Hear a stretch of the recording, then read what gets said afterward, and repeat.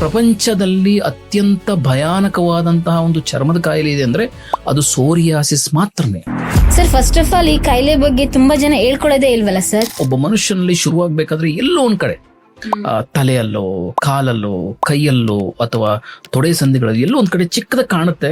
Psoriasis ಅನ್ನುವಂತಹ patches ಏನಾದ್ರೂ ಒಬ್ಬ ಮನುಷ್ಯನಿಗೆ ಬಂದು ಅಪ್ಪಳಿಸಿದ್ರೆ ಅದನ್ನ ತಡೆದು ಇಟ್ಕೊಳ್ತಕ್ಕಂತ ಶಕ್ತಿ ಮನುಷ್ಯನಿಗೆ ಇರೋದಿಲ್ಲ. ಸರ್, ಇದು ಬರ್ಲಿಕ್ಕೆ ಕಾರಣ ಏನು? ವಂಶ ಪಾರಂಪರಿಕವಾಗೂ ಬರುತ್ತೆ. ಅಶಿಸ್ತಿನ ಜೀವನ ಶೈಲಿ, ಅಶಿಸ್ತಿನ ಆಹಾರ ಪದ್ಧತಿ ಇರುತ್ತೆ. ಆ ವ್ಯಕ್ತಿಗಳಲ್ಲಿ ಸೋರಿಯಾಸಿಸ್ ಬರುವಂತ ಸಾಧ್ಯತೆಗಳು ಜಾಸ್ತಿ ಇರುತ್ತೆ. ಇದನ್ನ ಆಟೋ ಇಮ್ಯೂನ್ ಡಿಸೀಸ್ ಅಂತಾನೂ ಕರೀತಾರೆ. ದೇಹದ ಒಳಗಡೆ ದೋಷಗಳ ವೈಪರೀತ್ಯದಿಂದ ಆಗುವಂತಹ ಒಂದು ಚರ್ಮದ ಕಾಯಿಲೆ ಸೋರಿಯಾಸಿಸ್.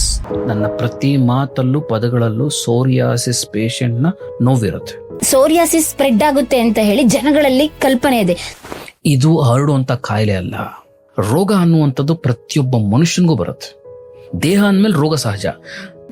ಯಾವ ವ್ಯಕ್ತಿಯಲ್ಲಿ 6 ತಿಂಗಳ ನಂತರನೂ ಕೂಡ ಡ್ಯಾಂಡ್ರಾಫ್ ತರ ಉದುರ್ತಾ ಇದೆ, ತಲೆಯ ಚರ್ಮದಲ್ಲಿ ಸಿಪ್ಪೆ ಸಿಪ್ಪೆ ತರ ಹೇಳ್ತಾ ಇದ್ರೆ ಇದು ಡ್ಯಾಂಡ್ರಾಫ್ ಅಲ್ಲ, ಇದು ಸ್ಕ್ಯಾಲ್ಪ್ ಸೋರಿಯಾಸಿಸ್. ಕಾಲಲ್ಲೆಲ್ಲ ಒಡೆದಿರುತ್ತೆ, ಕಾಲಲ್ಲೆಲ್ಲ ರಕ್ತ ಸೋರ್ತಾ ಇರುತ್ತೆ. ಇದನ್ನ ಪಲ್ಮೋ ಪ್ಲಾಂಟರ್ ಸೋರಿಯಾಸಿಸ್ ಅಂತ ಕರಿತೇವೆ. ಕಂಕಳ ಭಾಗದಲ್ಲಿ ಆಗುವಂತಹ ಒಂದು ರೀತಿ ಸೋರಿಯಾಸಿಸ್ ನಾವು ಇನ್ವರ್ಸ್ ಸೋರಿಯಾಸಿಸ್ ಅಂತ ಕರಿತೇವೆ. ಮನುಷ್ಯನ ದೇಹದಲ್ಲಿರುವಂತೆ ಯಾವ್ದಾದ್ರೂ ಬಾಡಿ ಆರ್ಗನ್ಸ್ಗೆ ಡ್ಯಾಮೇಜ್ ಮಾಡುತ್ತಾ? ಮೂಳೆಗೆ ಹೋದಾಗ ಇದು ಸೋರಿಯಾಟಿಕ್ ಆರ್ಥರೈಟಿಸ್ ಕನ್ವರ್ಟ್ ಆಗುತ್ತೆ. ಆದ್ರೆ ಆಯುರ್ವೇದದಲ್ಲಿ ಇದಕ್ಕೆ ಶಾಶ್ವತವಾದ ಪರಿಹಾರ ಇದೆ. ಅಂದ್ರೆ ಇದನ್ನ ಬೇರ್ ಸಮೇತನ ಕಿತ್ತಾಕ್ಬಹುದು. ರೆಗ್ಯುಲರ್ ಸ್ಮೋಕಿಂಗ್, ಡ್ರಿಂಕಿಂಗ್ ಅತ್ಯಂತ ಅಪಾಯಕಾರಿಯಾಗಿ ಸೋರಿಯಾಸಿಸ್ ಬದಲಾವಣೆ ಆಗುತ್ತೆ.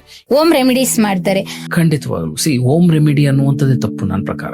ತನ್ಗುನು ಸೋರಿಯಾಸಿಸ್ಗೂ ಏನ್ ಡಿಫ್ರೆನ್ಸ್?